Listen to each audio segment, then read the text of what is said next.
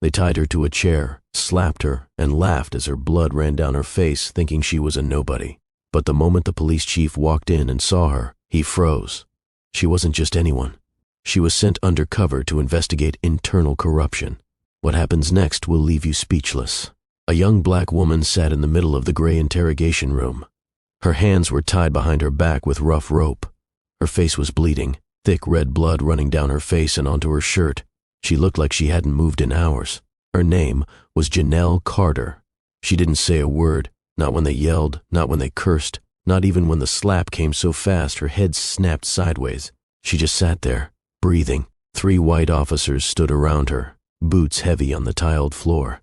One of them, Deputy Tom Griggs, stood inches from her face. He was older, rough-looking, and proud of his badge, the kind of cop who thought he owned the room and everyone in it.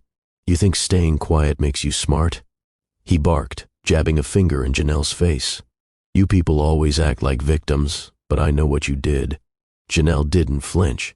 Behind him, 2 younger officers, Cole Merrick and Dylan Tate, leaned against the wall, arms crossed. They watched her like she was a wild animal. One of them laughed under his breath. She probably can't talk with all that attitude clogging her throat, Dylan sneered.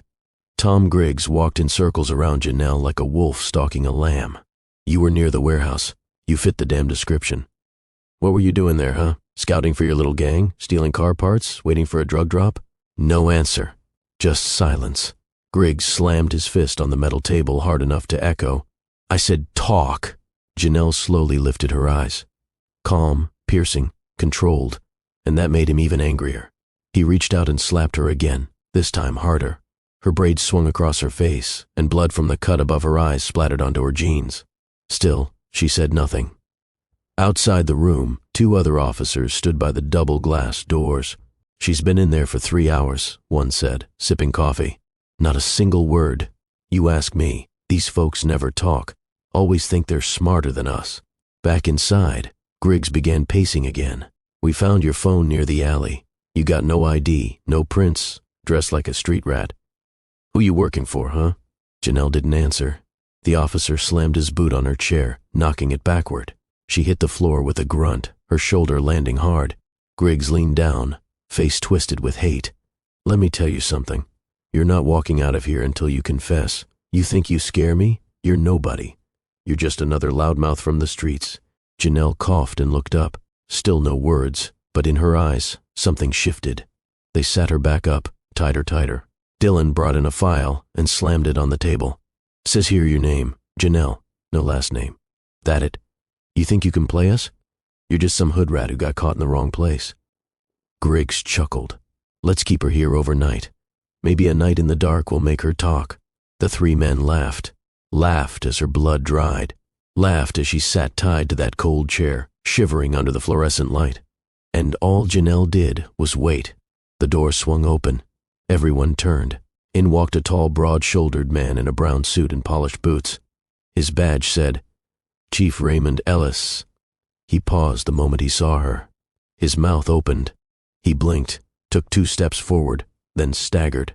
Janelle? The whole room froze. Tom Griggs frowned. You know her? The chief didn't answer. He rushed to her, untied her hands, lifted her chin gently with his shaking fingers. My God, he whispered. What did you animals do?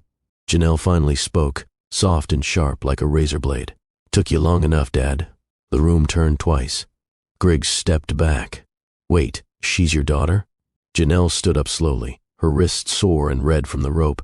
She turned to face them all. No, she said. I'm your reckoning. Chief Ellis held her arm gently. I didn't know. They said they picked up a suspect. You signed the assignment papers yourself, remember? Janelle cut in, wiping blood from her eye. Undercover operations, internal audit, clean up corruption. You just didn't know the unit was this rotten. His jaw dropped. You're not a suspect. I'm a federal plant, she said. Internal affairs, special investigator. I was sent here to bring down every officer abusing power in this district. Dylan stuttered. Wait, this is crazy. She was near a crime scene.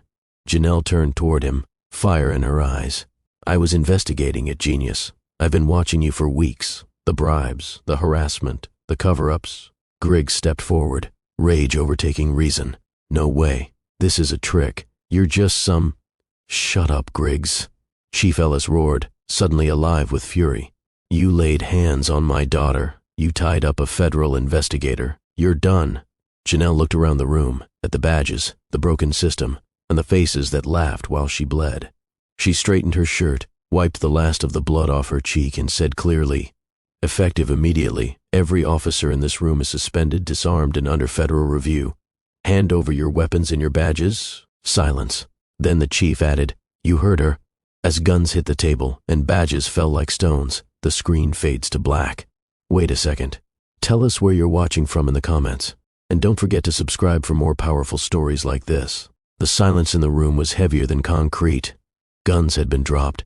Badges too. The once proud officers who laughed and shouted just moments ago now stood frozen, pale and silent, like ghosts caught in daylight. Janelle Carter stood at the center of it all, still bleeding, still bruised, but taller than ever. Behind her, Chief Ellis stared at the ground, still trembling. His face held shame and disbelief. The daughter he once tried to protect from this world had now come back to clean it. "I trusted this department," he whispered, almost to himself. "I thought the rot was on the outside." Janelle looked at him. "No," she said firmly. "The rot started right here, and I'm going to finish it." 3 weeks earlier, Janelle had been pulled into a private briefing by the Department of Justice. She had been trained in deep cover work, not just as a cop, but as an invisible one. She studied systems, watched people, and found the cracks where corruption lived. This case was personal.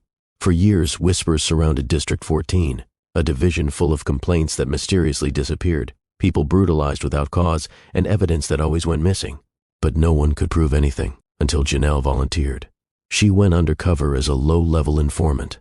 No ID, no connections, and just enough profile to bait the wolves.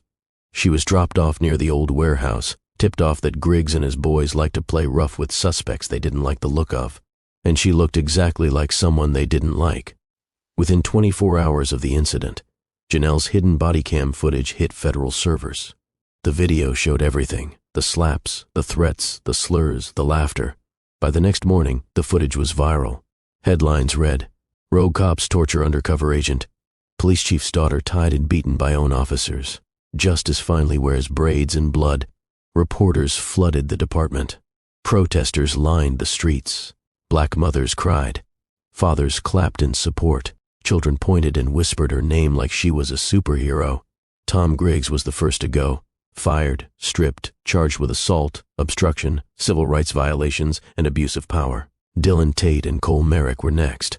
Their messages, texts, and voice memos revealed years of illegal arrests and falsified reports. Some of their old victims came forward, some crying, some furious. More names fell. 2 lieutenants resigned. 1 precinct commander vanished overnight. Janelle didn't stop. She met every family that ever filed a complaint and was ignored. She reopened 16 sealed cases. She stood before city council and told the story in simple, clear words of what it meant to be a black woman wearing a badge in a room full of men who never thought she'd fight back. And then she said the line no one ever forgot. "I bled in your building, but I walked out holding the truth." In the weeks after the scandal, Chief Ellis took a leave of absence. Janelle met him at the same station one night. The walls were quiet. The flag still hung in the same spot. Only this time, no one laughed. "I failed you," he said. Janelle shook her head. "You failed them," she said, pointing to the framed photos of fallen officers and community kids on the wall. "You knew something was wrong. You just didn't want to see it." He nodded slowly. "And you showed me in the worst way. They didn't hug. They didn't cry. But they stood side by side as equals, and that was enough." Months later, Janelle led a new task force, diverse, trained, and mission-driven, called Shield Light. Their goal: audit, investigate, and reform precincts across the country with long-standing abuse records. Every member had either been wrongfully arrested, brutalized, or had family affected by police corruption. Janelle gave them power, but more importantly, she gave them truth. When asked during a press interview what gave her strength, she answered, "Because they laughed when I bled.